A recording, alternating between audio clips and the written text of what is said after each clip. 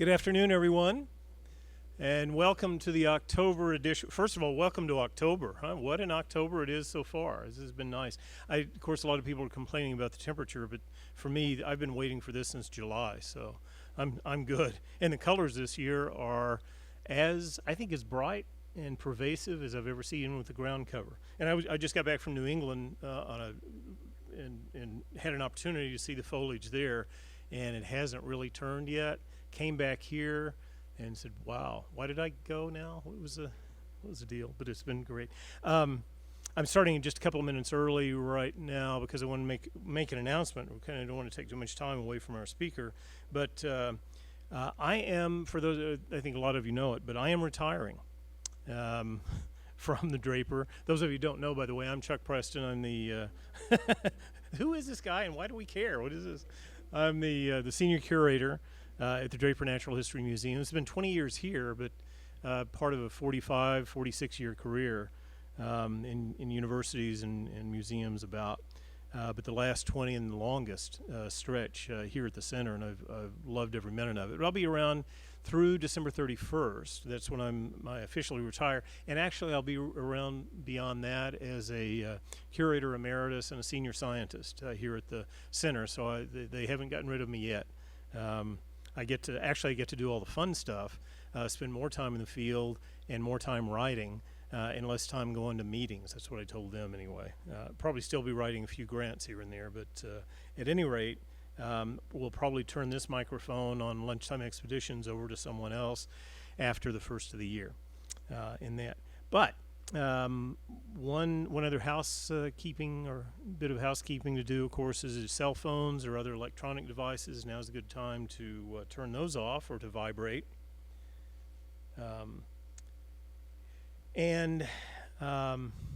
We have, we've carried the theme of golden eagles and sagebrush steppe primarily both through our Draper After Dark series and Lunchtime Expeditions this year, and we've looked at eagles and sagebrush steppe from so many different angles. How many of you were able to make Brian's talk last Draper After Dark was last week on cheatgrass? I know some of you were able to make that good. Another aspect, again, of what we're talking about in this whole fabric, this tapestry of sagebrush steppe that we own here in Wyoming, particularly, in fact, the largest vast expanses, unbroken expanses of it left pretty much in North America. And our speaker today has a great deal of familiarity with both that and golden eagles. He is currently a zoologist for the Wyoming Natural Diversity Database at the University of Wyoming.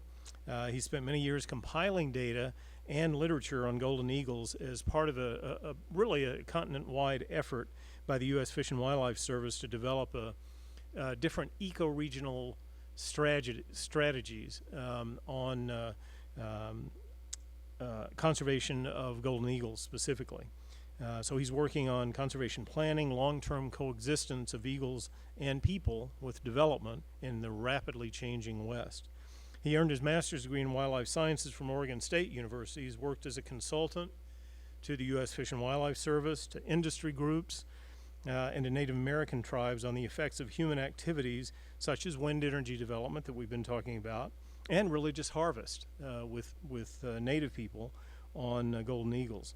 In his current position with the Wyoming Natural Diversity Database, his research also includes field studies and analyses of vertebrate species of concern, ranging from bats to amphibians to songbirds. So he's very has diverse interests, very flexible in what he does, and he's a real pleasure to have him here today. I first really heard about him when he worked for a colleague and good friend of mine in Arizona, an environmental consulting group, a fellow by the name of Dale Stoliker. And I think it was our speaker's job to keep Dale out of the river and into the work, because Dale loves to float the rivers down there. Please welcome today Zach Wallace.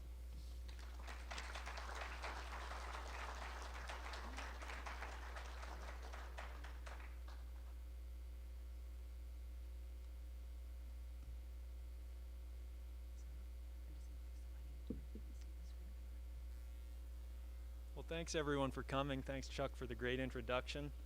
Really glad to be here. This is my first chance to see the new eagle exhibit here, and for those of us who think golden eagles are pretty much the coolest animal on the planet, this is the place to be. So yeah, I'm Zach Wallace. I work as a zoologist at the Natural Diversity Database. That's our state wildlife heritage program, natural heritage program, and we're a service unit of the University of Wyoming in Laramie. As Chuck mentioned, I'm going to talk today about some conservation planning work that I've been working on for the last few years. Yeah. Can everyone hear me okay? Okay, great.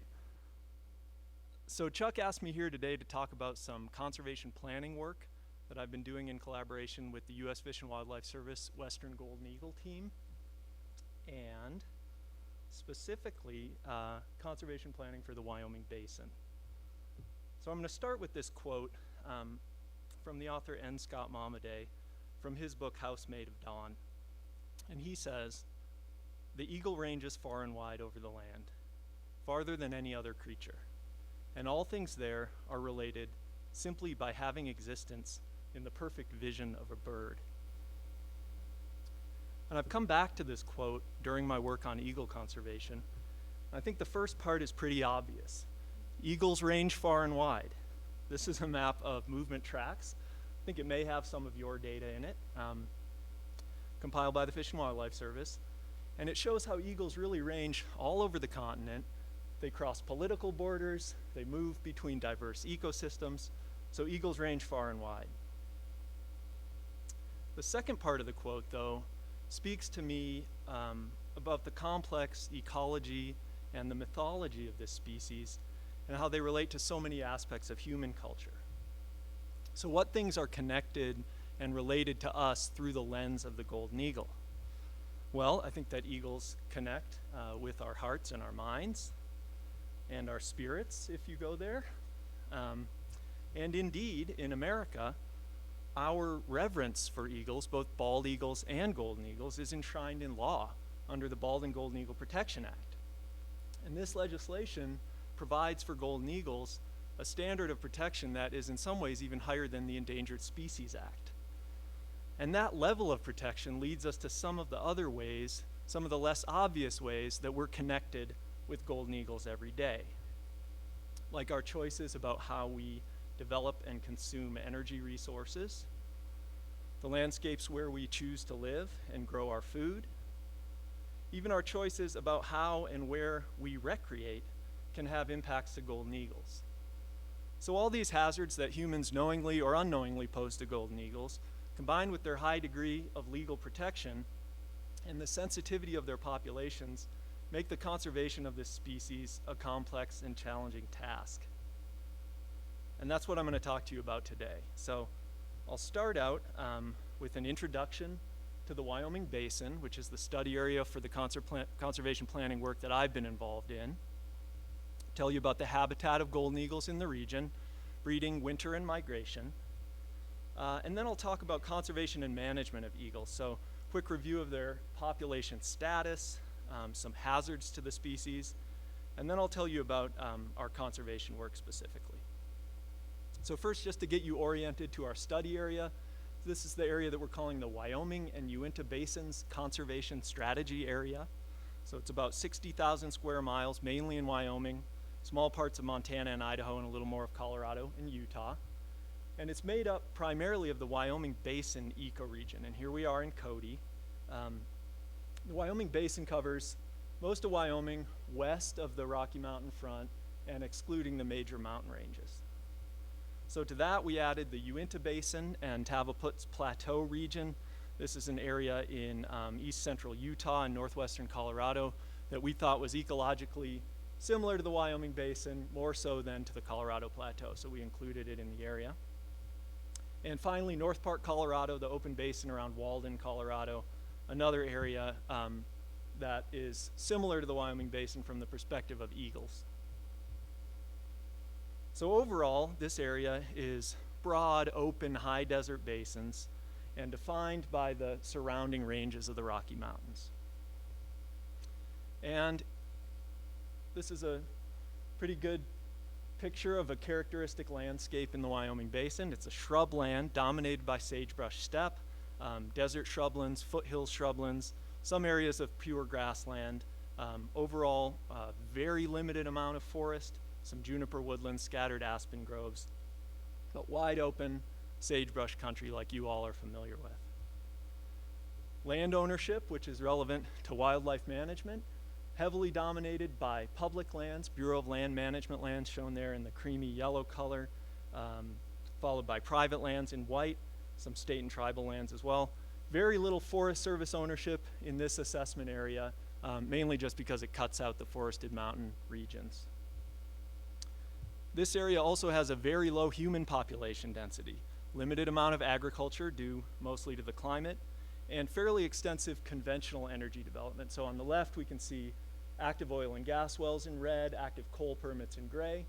We also have a growing renewable energy sector. So on the right you can see existing wind farms in black, and then those shades of blue show the wind power classes, which is like wind speeds.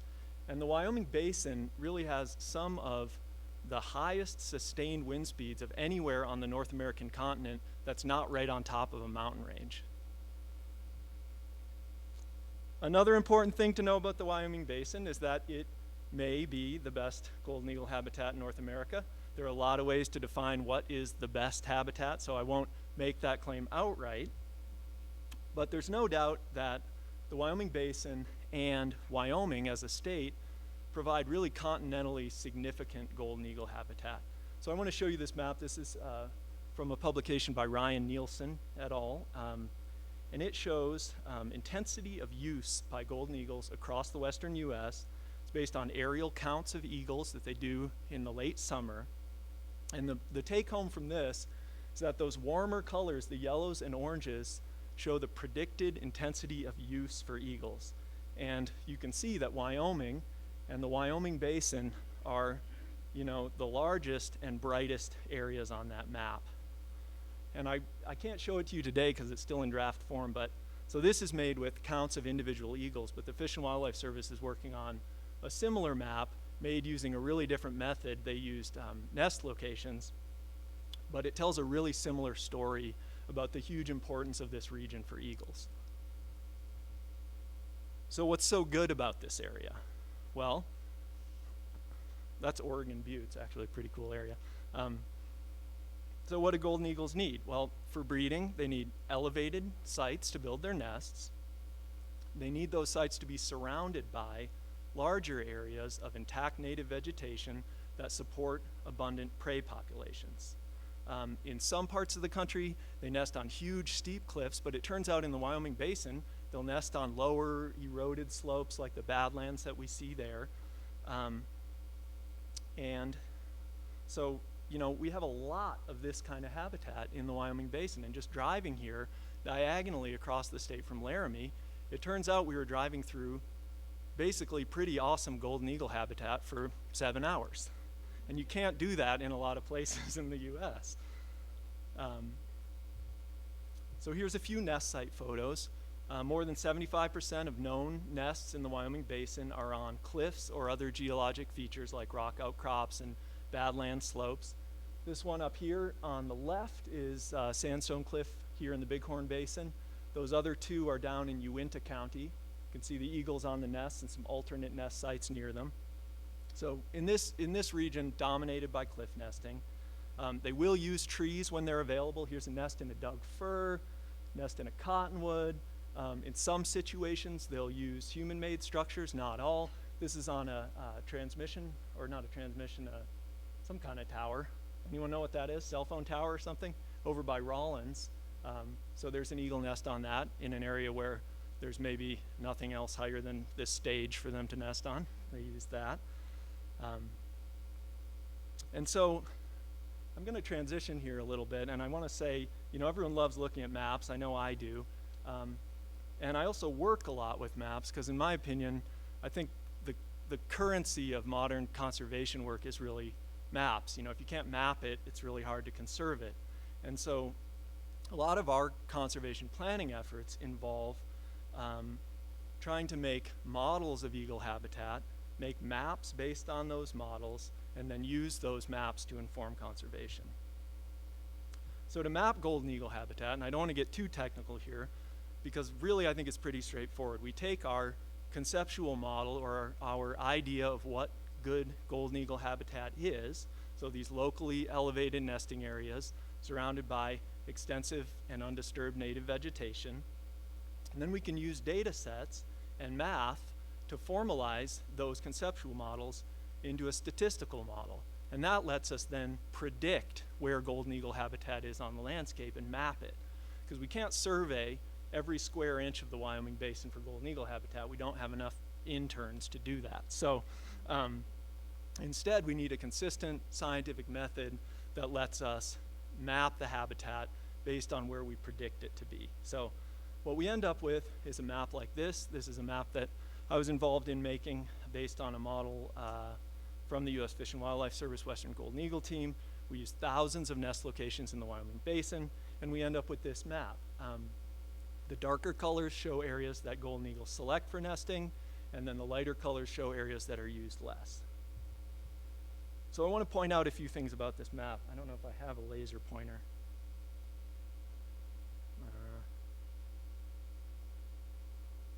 Oh no. Okay, I'll just tell you about them. So the first thing you notice is that these dark purple areas, those are big concentrations of nesting habitat. So you can see some kind of in the middle of the map. Those dark purple areas, those are like the Sweetwater rocks. If you take the south way from Casper over to Lander, all those granite boulders, those pop out.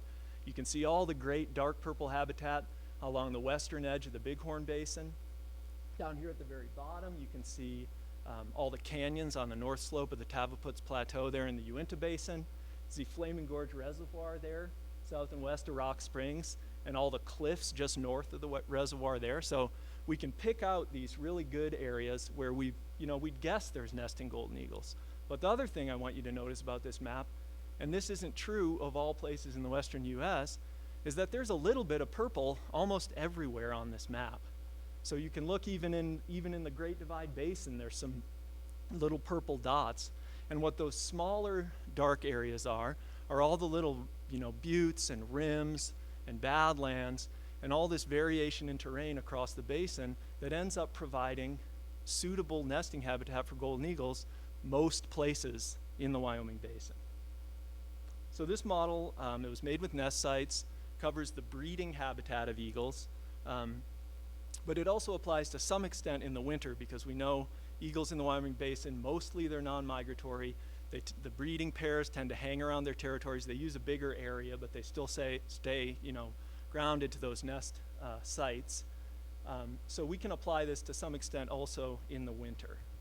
But what about those southbound long-distance migrants that come down from Alaska and Canada to winter in Wyoming for some reason, rather than going further? They stop in Wyoming and hang out here. So we wanted to make a model to capture those birds as well, but because we couldn't focus it on nest sites, we had to use movement data from eagles with GPS backpacks like the one that Dr. Preston's been deploying in the area around here. So this is a model, another model. It's at a slightly coarser scale because of the nature of the data. We see some areas that are used more in winter than breeding, but on the whole, we see pretty good agreement between breeding and winter habitats. And I think that speaks to the fact that these intact native habitats, the same ones that support jackrabbits and cottontails, also contribute to the ungulate populations that eagles use more in the winter as roadkill or winter kill. So that's our winter model. I'm not going to say too much about migration. We're still working on migration modeling. If you're interested in learning more, is Brian's talk still scheduled for December 6th? Yeah, okay. He's Brian Bedrosian from Teton Raptor Center. He's kind of a regional expert on eagle migration, and he'll be giving a talk there. But Brian gave me these figures from a paper of his that's going to be published soon. So the one thing I wanted to point out about migration specifically in this area is that he's mapped these migration tracks coming down from Alaska, and we see predominantly they skirt the eastern side of the greater Yellowstone ecosystem on the western edge of the Bighorn Basin, and then they follow the east side of the winds down until they hit the Great Divide and Green River Basin, and then they fan out. So What that suggests to me from the perspective of the Wyoming Basin is that a lot of the birds that come down the Rockies end up spreading out and passing through the Wyoming Basin rather than, say, going east of the Bighorns and the Laramie Range there along the prairie. So a lot more to learn about migration, and that's something we still haven't integrated fully into conservation planning. But check out Brian's talk. So we have lots of great eagle habitat. We have a high degree of legal protection, but how are their populations doing? Is all this concern about wind power development and other impacts really warranted? So unfortunately, there's not trend data specific to the state of Wyoming. It's hard to make a call about how the populations are doing here. So we can look bigger. We can look at broad scale trend data from all of North America. That suggests that golden eagle populations have been more or less stable in the last few decades. We can also look to local or regional scale studies, like Dr. Preston's work and all the great studies that are summarized on the interactive screen in the exhibit. And those studies are equivocal. Some of them have found declines, others haven't. So it's basically unclear. But there's a third option, which is kind of nerdy, but I'm going to try to tell you about it. And that's using demographic models to take the characteristics of a golden eagle population and project the trend into the future. So what does that mean? Well, when we think about golden eagle demography and the sensitivity, the inherent sensitivity of their populations to hazards, it's important to consider that they have what we call a slow life history. And some of you might have heard this term before. They don't reach sexual maturity and breed until they're 4 or 5 years old. They have relatively low reproductive rates when they do breed. So the few studies that I summarized for the Wyoming Basin, the average was about 70% nest success. When the nest does succeed, about 1.5 chicks on average. They're also long-lived. And so with all species that have a slow life history, eagles included, since they don't succeed at breeding every year, they don't make a lot of young when they do breed, it's critical that the adults in that population survive a long time so that they can have multiple breeding attempts to sustain the population. And in that case, as a population ecologist, we say that adult survival is the key parameter that drives population performance. So the key component to conserve is those adults. So this graph shows the results of one of those demographic models, projecting the long-term trend in golden eagle populations in all of North America from 2009 to 100 years in the future. It's thousands of eagles on the vertical axis. And I want to point out a couple things here without spending too long on an ugly graph like this. And the first thing is that top solid line with the 0 next to it, that's the predicted trend of the population given current levels of human-caused mortality. Okay, so we predict a decline even with the current level of mortality. So say we add the next line down, we add 1% additional human-caused mortality, we get that trend. So by the time we add, say, a fairly modest increase in mortality, 3%, that decline is pretty dramatic. So, you know, the other thing to think about is that given that slow life history of golden eagles, any decline that occurs, it's going to take a long time to make that up. So I would argue that even though we don't have specific data in the state of Wyoming saying this species is declining by this much in this year, just the inherent characteristics of the populations of these species give us reason to have a higher level of concern and caution. So what hazards are we talking about? I'm just going to run through some of them. Electrocution, okay, on power infrastructure. This is actually a major source of mortality for eagles. Golden eagles are more vulnerable than other birds just simply because of their size, their broad wingspan, and their body length. It just makes it more likely that they're going to connect two components on a power pole. And it happens mostly on distribution poles, in part because the components are spaced closer together, and also because there's just, when you start to think about it, there's a massive number of those things out on the landscape. So a lot of chances for golden eagles to interact with them.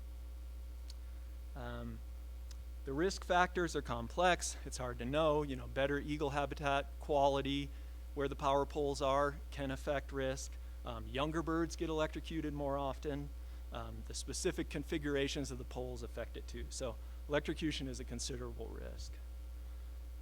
Let's see, wind turbine strike. So this is an increasing source of mortality for golden eagles.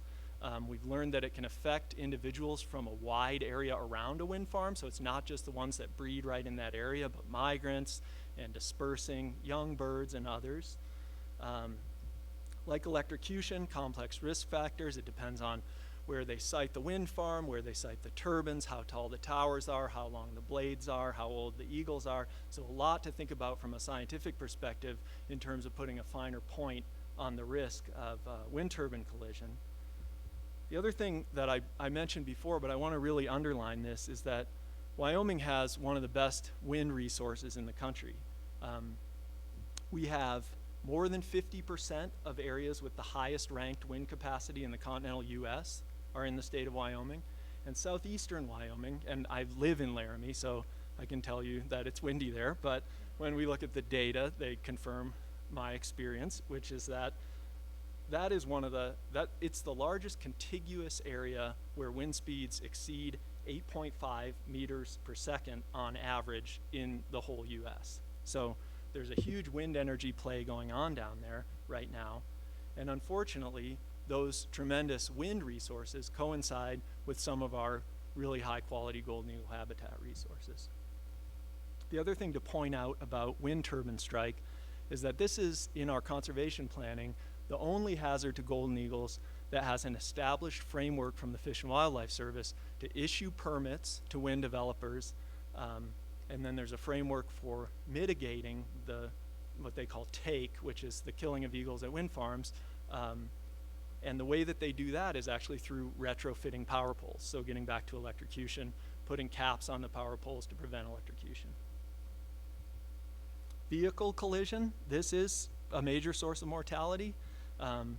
You all may have seen eagles hit on the road. I'm sure probably most of you have seen eagles feeding on big game killed on the road.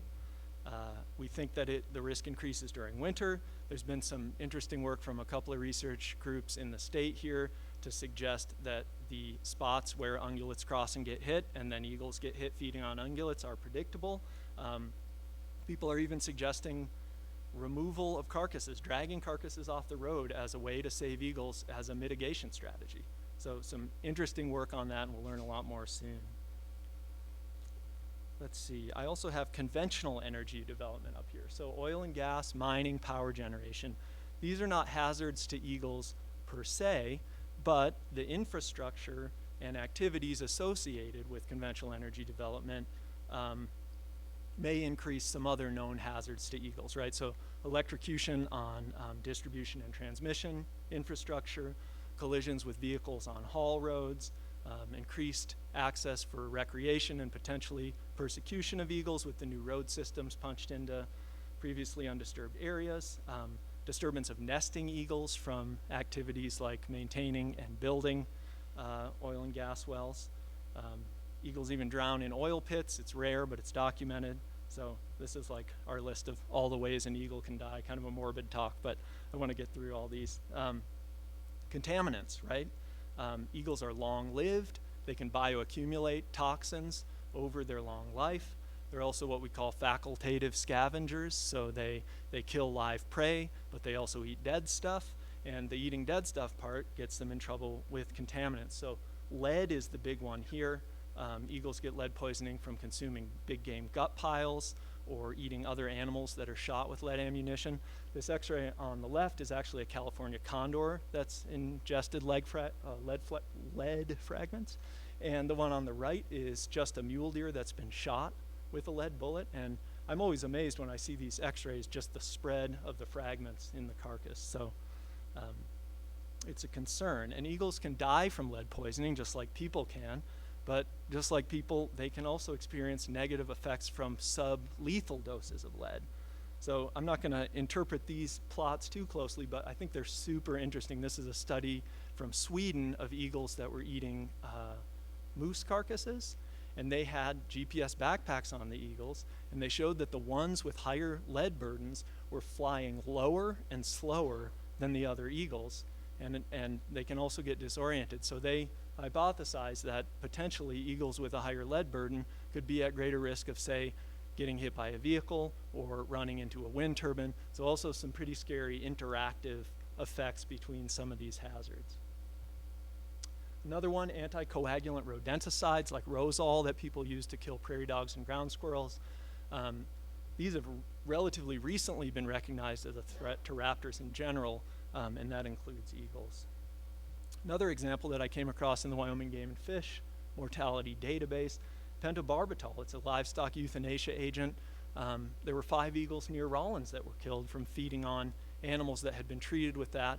And so with these types of things, there are some simple measures that you could take, burying a carcass or composting it rather than just leaving it out, that could prevent that. Let's see, golden eagles are affected by different diseases and parasites. I'm not going to get into this too much. None of them are very prevalent here yet, with the exception of some West Nile cases in wet years. Trichomoniasis they get from eating rock pigeons in areas where their other prey species crash, so they're eating pigeons, and that affects their throat. Leukocytozoonosis from black flies. Mexican chicken bugs, a guy did his master's over in the Snake River Plain on this recently, and it's horrible. They're bed bugs in an eagle nest, and the young die from these. So a lot of these things we don't have yet in the Wyoming Basin, but in a warming world with changing precipitation regimes and changing prey habitat, these are some things that people like Chuck who are climbing into eagle nests and other researchers are keeping a close eye out for. And I'm sorry I have to mention this, but poaching and persecution of eagles still occurs in the Wyoming Basin.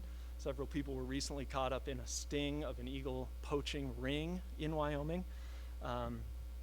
Persecution also occurs. I mean, eagles are in some cases real and in many cases perceived predators of livestock. That may or may not contribute to the general animosity towards predators. It is illegal to kill or harm eagles, and so in the short term, the only solution is law enforcement, and in the long term, hopefully education. So far I've been talking about things that kill eagles, but another hazard are activities that disturb eagles. So the Bald and Golden Eagle Protection Act defines take as killing eagles, but also as disturbance that could reduce productivity or cause nest abandonment. So a few things that can cause that, I'll just run over here.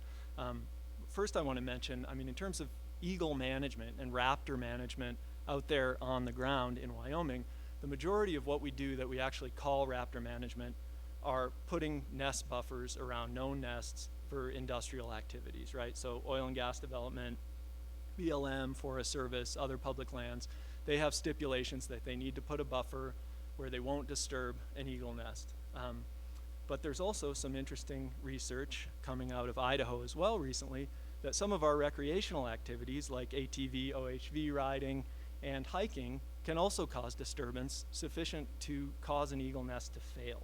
So I'm encouraged by some of the proactive and collaborative approaches that I know I've visited with Dr. Preston about here in the Bighorn Basin. So some good opportunities to reduce disturbance to eagle nests there.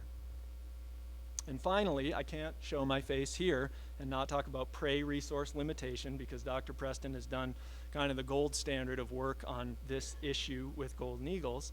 And you know, it's obvious intuitively that we need prey populations for golden eagles, but unfortunately, it's a hard one to include in the maps and models that we do, because we can do prey surveys at a small scale, but it's hard to do planning for prey habitat across a huge region. So I think, you know, the work that Dr. Preston and others are doing on this to try to expand our concept of raptor habitat to include the habitat of raptors' prey is really important, and I hope that sometime in the future we'll get to the point where we know enough about those relationships that we can actively manage and restore prey habitat to improve productivity of eagles. So in the face of all these threats, that was the dreary part of the talk. Now I'm going to get a little more positive. In the face of all these threats, what can we do to conserve eagle populations? And from my perspective as a spatial ecologist, where can we do that to achieve the greatest possible benefit? Well, you've probably all seen these maps of the longest mule deer migration from the Wyoming Migration Initiative, recently discovered in Wyoming.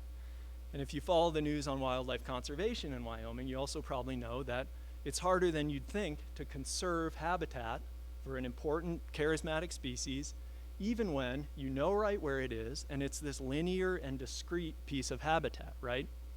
So what do we do when the resource that we want to conserve is the breeding habitat of golden eagles, and our map looks like this? It's everywhere, right? So in some ways, that's really hard because we can't conserve everywhere. But in other ways, it's good because it gives us some options. So our approach has been to conservation planning that it's all about probability. We need to identify where the most important habitat occurs, and then we want to identify which of those areas are most threatened by key hazards to golden eagles. So the goal of our conservation work was to develop a consistent approach that we could use to prioritize areas for conservation and for development, and we did it at this eco-regional scale because we wanted to do it large enough that it would actually be relevant to a wide-ranging species like a golden eagle. So to do this, we combined those eagle habitat models or maps that I showed you before, the breeding one on the left here now, and the winter one on the right. We combined those with spatial data that we had on hazards to golden eagles. So wind speed, electrocution risk, oil and gas development risk, exposure to lead from gut piles, and we made what we call spatially explicit risk assessments. And we use a special color scheme to map these so that we can see the overlap of the eagle habitat with the risk. So in these maps, the shades of green are eagle habitat quality. So again, breeding on the left and winter on the right. And then the shades of orange show the risk. So in this case, wind power class, which is like a proxy for wind development risk. And then the purple areas show the overlap between those. We can also interpret it to show conservation opportunities in green, where we've got great eagle habitat, but the winds don't blow enough to put a wind farm there, or development opportunities in orange, where the wind blows hard enough to build a turbine, but eagle habitat isn't that good. And then again, the purple areas are areas where greater risk of conflict. So you immediately see some purple areas popping out, like say the portion of the Bighorn Basin in Montana, or a whole bunch of southeastern Wyoming. But you also see a handful of orange areas where there's maybe opportunity for development with lower risk for eagles. And those are the areas that we hope wind development companies would consult these maps and proactively target, because the burden of building a wind farm and killing eagles can be huge financially and logistically on these firms. So we're thinking of this as a proactive way to help them site smarter for their benefit and the benefit of eagles. Of course, there are a lot of other factors that go into deciding where to site a wind farm, like state and county permits. You can't even build a wind farm in Sweetwater County, for example. Access to transmission, other species like sage grouse. But we developed these models to be used at a broad scale and combined with local knowledge on those other factors by industry. And we also think that these could be useful for agency biologists and NGOs and other interested stakeholders when they're reviewing project proposals to try and place the amount of risk posed by a proposal in a broader context of the region. So not just not in my backyard, but is this objectively a risky place to do this?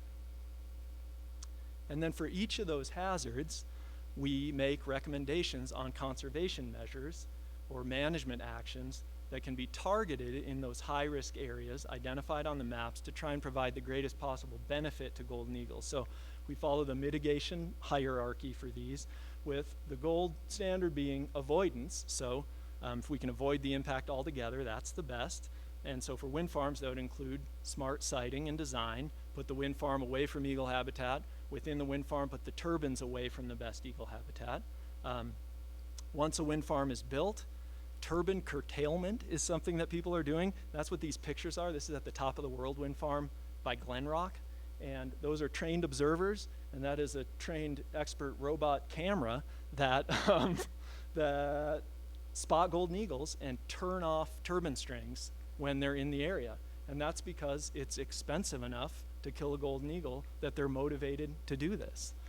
So that's an option. And then again, like I mentioned, mitigation, once they're predicted to take an eagle or they take an eagle, then they can retrofit power poles according to the procedure set out by the service to offset that take. We also make recommendations on monitoring. So what types of data are we lacking as scientists to be able to get a better handle on this problem and support adaptive management of eagles? So here's one for electrocution risk. We overlap the eagle models with a model of distribution pole density. So these are high risk areas for electrocution, eagle habitat in green, power pole density in orange, and then risk of electrocution in purple. So we can use these. We aren't going to not build power poles in good golden eagle habitat, but we can use these to prioritize areas to retrofit where we expect a greater benefit to eagles for retrofitting a power pole in one area over another. And you can see some parts of this map, those orange parts, the power pole density is really pretty high, but you would be getting less bang for your buck in terms of your retrofitting dollars for eagle conservation if you went and retrofitted poles in a place where the eagle habitat isn't that good. So we're hoping that these tools are going to be used by the service for that and also by electrical utilities. So getting back to conservation measures, avoidance, you can't actually build a power pole with the components spaced far enough that it's really unlikely to electrocute an eagle. So that's the best thing to do. Power pole retrofits are great for minimization and mitigation. And then we also have, again, recommendations for monitoring. So we need to know more about where and when eagles are electrocuted. We also need better monitoring of the retrofits because we've learned from some recent studies, you've all probably seen those triangles that they put out on the power poles. Those are called perch discouragers. And there's been some recent work that showed that if those aren't installed correctly, or if the caps on the electrical components aren't installed correctly, it actually increases the risk. So if you put a perch discourager on, they say, I'm not going to perch there, I'll perch right here on this electrified component. So there are a lot of opportunities for education within the industry, linemen and power providers on how to make that work better. So we also did risk assessments for oil and gas development. I won't get into that. Lead exposure from big game carcasses. And these are all going to be available as a part of a conservation strategy report that will be done this winter. So I hope I've convinced you today that we are lucky to live in the Wyoming Basin, which is a region with some of the best golden eagle habitat in the world. And I hope I've also been able to teach you something you didn't know about how eagles are affected by the competing demands that our lifestyles place on the landscape, from energy development and transportation to recreation. And the conservation planning resources I've told you about are part of an effort, I think, to try and balance those needs at least a little bit. So we hope that the tools we've developed, like the risk maps and these sets of recommendations, can help advance eagle conservation and do that in a way that's science-based and collaborative and proactive. So I have a lot of people to thank. I'm not going to read everyone's names, but mainly my collaborators at the U.S. Fish and Wildlife Service Western Golden Eagle team, but also the many people involved in collecting and modeling the data that go into these assessments and planning resources. So I don't know how much time I have, but I'd be happy to take some questions.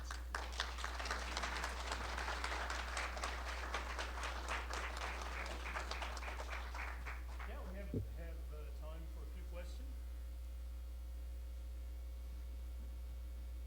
Yeah.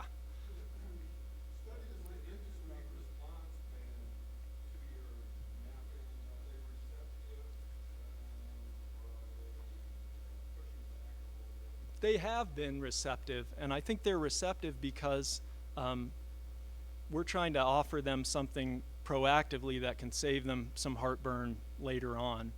And I was struck, I went to a energy summit at the University of Wyoming recently, and there was a guy there who is he works in an Argentinian worldwide mining conglomerate, and they're proposing a huge wind farm down in Shirley Basin over by Laramie. And someone asked him, how did you decide where to put this thing? And he said, we just looked at the wind map and went to the darkest area. So we've got people from all over the world looking at maps of Wyoming like any other energy play, trying to figure out where they might want to do this. Yeah. Did you have a question here in the front? Migration routes, do people have to go up on the ridges and count raptors? They do some. There's a site at Commissary Ridge down by Kemmer that Hawkwatch International has done for, I don't know how long they've been there, but 15 years or something. And there are counts in the greater Yellowstone, right? Yeah, minor in Greater Yellowstone. I actually, along with the Colorado Bird Observatory, founded one near Denver, just 16 miles away from downtown Denver, which is a very active fall site, not so much spring. It varies. Yeah, they're stationed throughout the Rockies. There are a number of different sites, but that's not the only way that Right. We get a sense of migration. Right, and I think what you're getting at is that, well, we call them collars because we're wildlife people, but they're really GPS solar-powered backpack units, have gotten small enough and affordable enough that we're putting them on all kinds of raptors. And the ones that fit on a golden eagle, which are smaller than a Snickers bar and pretty lightweight, they can last 5 years on solar power, and some of them are giving, really high resolution data like every minute. So that's the way forward on migration mapping. And Brian will say a lot about that. That's his main research focus. Anybody else? Yeah.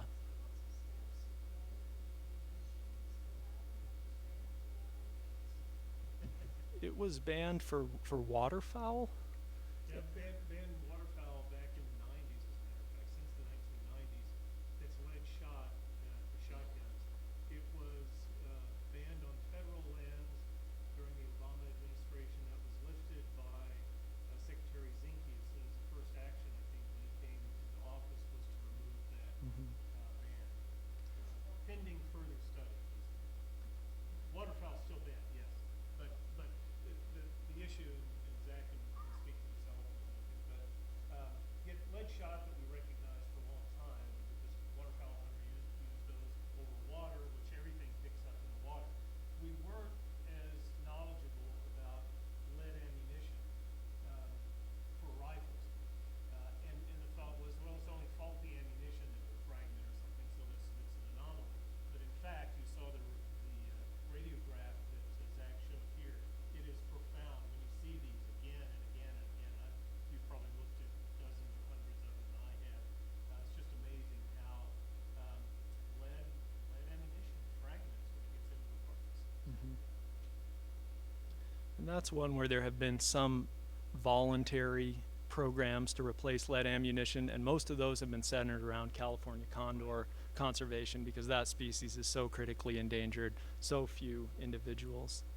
I believe California actually, it is illegal in some areas, at least some sections of California, because of the California condor, to use lead ammunition.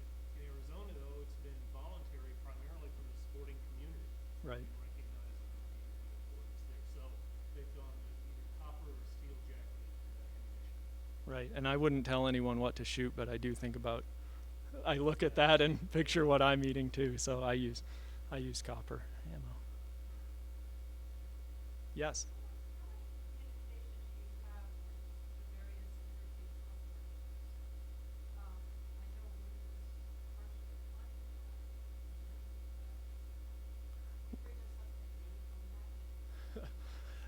We have, so the Fish and Wildlife Service team that's putting these assessments together for other regions has interacted with wind energy companies and oil and gas companies. And I've interacted in developing this document for the Wyoming Basin mainly with agency biologists. So BLM, state, Forest Service. And they've relayed some of the concerns of the energy companies that they work with to try to permit projects.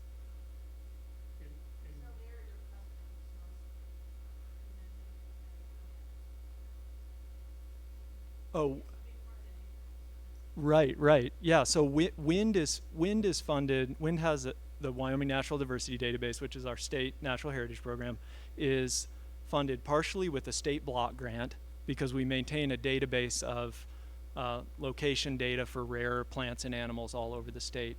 And then the other stream of our funding are grants, and those can come from mainly from agencies. We don't do work directly for energy companies, although the Mining Association, Petroleum Association, a lot of those people use our data, which is part of the goal of having a kind of an unbiased scientific repository for data. But this project is funded by the U.S. Fish and Wildlife Service, so they contracted me to develop this assessment. Yeah.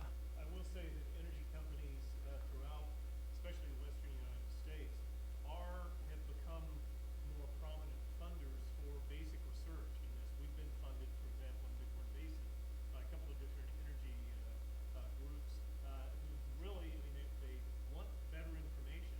The onus is on them to either minimize or mitigate electrocutions or other deaths, wind turbine deaths or others, and so they want the best information when they do that. Any other questions? Yeah. One more question. What is the approximate nested territory compared to How about what is it in the Bighorn Basin? Yeah, the Bighorn Basin, fairly dense population.